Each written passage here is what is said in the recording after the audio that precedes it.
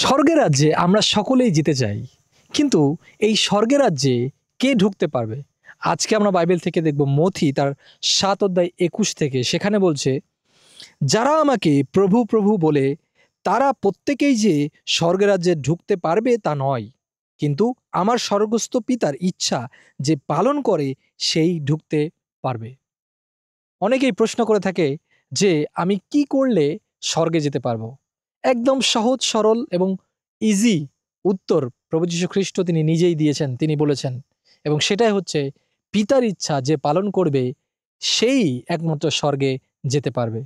এবং সেখানে বলছে যে অনেকেই আমরা যারা প্রভু প্রভু বলে ডাকছি বা অনেক কিছু করছি, কিন্তু দিন শেষে যে কেউ পিতার ইচ্ছা কি, পিতার ইচ্ছা তার বাক্য অনুসারে যে চলছে, বাক্য যেভাবে শিক্ষা দেয় সেভাবে যারা চলছে, সেভাবে যারা প্রতিদিন জীবনযাপন করছে, তারাই একমাত্র স্বর্গরাজ্যের জন্য যোগ্য হবে।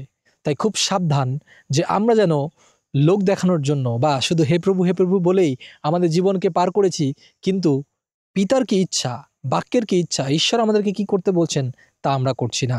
এবং এরপরে যদি আমরা দেখি, সেই দিন অনেকে আমাকে বলবে, প্রভু প্রভু তোমার নামে কি আমরা নবী হিসাবে কথা বলিনি? নবী হিসাবে অনেকে হয়তোবা আজকে কথা বলছে, কিন্তু তাদের সাথে আসলে প্রভুর সঠিক কোনো সম্পর্কই নেই। এবং তারপরে, তোমার নামে কি মন্দ আত্মা ছাড়াইনি? তোমার নামে কি অনেক আশ্চর্য কাজ করিনি? আশ্চর্য কাজের কথা তারা তখন বলবে, কিন্তু প্রভু তখন কি বলবেন? তখন আমি সোজাসুজি তাদের বলবো, আমি তোমাদের চিনি না, দুষ্টের দল, আমার কাছ থেকে দূর হও। কি বলা হবে তাদেরকে? দুষ্টের দল। অর্থাৎ যারা এই বাক্যকে মানে না, যারা এই বাক্য অনুসারে চলে না, তাদেরকে তিনি শেষ দিনে বলবেন দুষ্টের দল।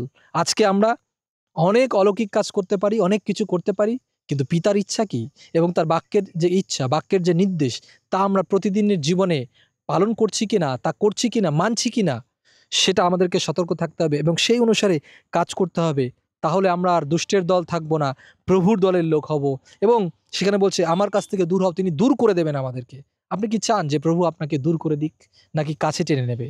আমরা অবশ্যই সবাই চাই যে তার কাছে আমরা যেতে, এবং আমরা সবাই চাই যেন স্বর্গরাজ্যে আমরা ঢুকতে পারি। তাই তার বাক্য অনুসারে কাজ করুন, তার যে বাক্যের নির্দেশ রয়েছে সেই অনুসারে কাজ করুন, প্রতিদিনের জীবনে পাপ থেকে দূরে থাকুন। প্রভু আপনাকে সাহায্য করবে, আশীর্বাদ করবে। আসুন শেষ করার আগে ছোট্ট একটি প্রার্থনা করি এবং শেষ করি। প্রভু তুমি দয়া করো, অনুগ্রহ করো, যারা এই মুহূর্তে দেখছে এবং শুনছে যে বাক্য আমরা প্রভু যীশু পড়লাম, প্রভু যীশু সেখান থেকে আমরা বুঝতে পারলাম যে প্রভু, আমরা তোমাকে হে প্রভু বলতে পারি, অলৌকিক কাজ করতে পারি, কিন্তু তোমার সাথে আমাদের সম্পর্ক আছে কিনা? একমাত্র সম্পর্ক তখনই থাকবে যখন তোমার যে ইচ্ছা রয়েছে, তোমার যে আদেশ রয়েছে, তোমার যে নির্দেশ রয়েছে, সেই অনুসারে আমি কাজ করব। প্রভু তুমি দয়া করো, অনুগ্রহ করো প্রভু, আমাদের প্রত্যেককে যেন আমরা প্রভু তোমার ইচ্ছা অনুসারে কাজ করতে পারি, তোমার ইচ্ছা যেন পালন করতে পারি। তুমি আমাদের সঙ্গে থাকো, সঙ্গে চলো। এই প্রার্থনা প্রিয়তম প্রভু যীশু খ্রিস্টের নামে চাইলাম। Amen, amen, amen.